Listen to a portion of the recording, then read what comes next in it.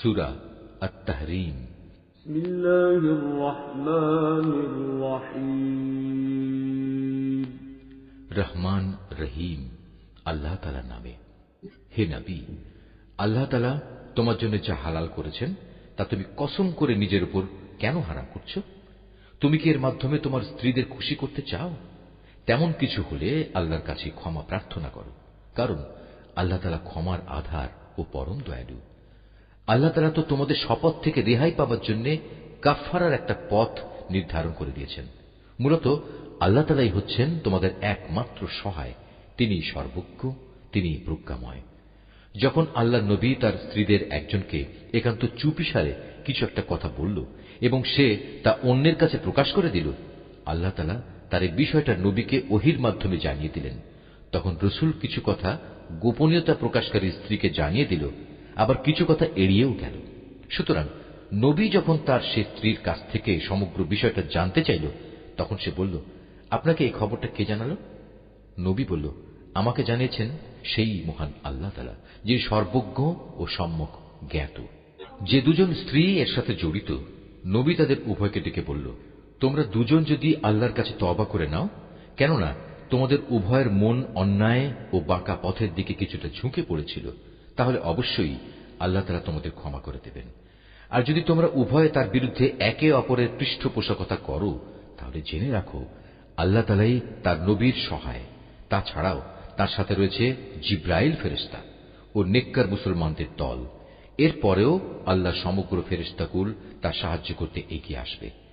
আজ নবী যদি তোমাদের তালাক দিয়ে দেয়, তাহলে তার মালিক তোমাদের বদলে এমন সব স্ত্রী তাকে দিতে পারেন যারা তোমাদের চাইতে হবে উত্তম, যারা হবে আত্মসমর্পণকারী, বিশ্বস্ত, ফরমাবরদার, অনুশোচনাকারী, অনুগত, রোজাদার।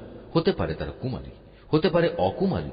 হে ঈমানদার লোকেরা, তোমরা নিজেদের ও নিজেদের পরিবার পরিজনদের জাহান্নামের সেই কঠিন আগুন থেকে বাঁচাও, যার জ্বালানি হবে মানুষ আর পাথর।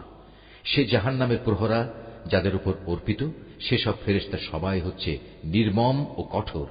তারা দণ্ডাদেশ জারি করার ব্যাপারে আল্লাহর কোন আদেশই অমান্য করবে না। তারা তাই করবে যা তাদের করার জন্য আদেশ করা হবে। সেদিন অস্বীকারীদের তারা বলবে, হে কাফেররা, আজ তোমরা দোষ ছাড়ানোর জন্য কোন রকম অজুহাত তালাশ করো না। আজ তোমাদের সে বিনিময়ই দেয়া হবে যা তোমরা দুনিয়ায় করে এসেছ। হে ঈমানদার ব্যক্তিরা, তোমরা নিজেদের গুনাহ খাতার জন্য আল্লাহর দরবারে তওবা করো, একান্ত খাঁটি তওবা। আশা করা যায় এর ফলে তোমাদের মালিক আল্লাহ তাআলা তোমাদের গুনাহসমূহ ক্ষমা করে দেবেন এবং এর বিনিময়ে পরকালে তিনি তোমাদের প্রবেশ করাবেন এমন সুরম্য জান্নাতে, যার তলদেশ দিয়ে প্রবাহিত হবে সুপেয় ঝর্ণাধারা। সেদিন আল্লাহ তাআলা তার নবী এবং তার সাথী ঈমানদারদের অপমানিত করবেন না।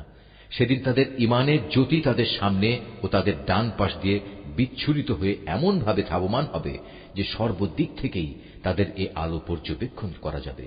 তারা বলবে, হে আমাদের মালিক, আমাদের জন্য আমাদের ঈমানের জ্যোতিকে জান্নাতের জ্যোতি দিয়ে তুমি পূর্ণ করে দাও।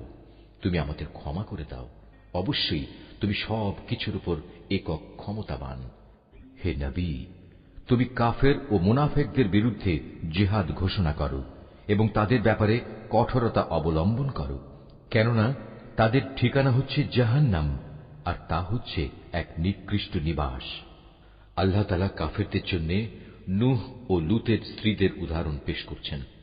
তারা দুজনেই ছিল আমার দুজন নেক বান্দার স্ত্রী, কিন্তু তারা উভয়ই সে দুজন বান্দার সাথে বিশ্বাসঘাতকতা করেছে।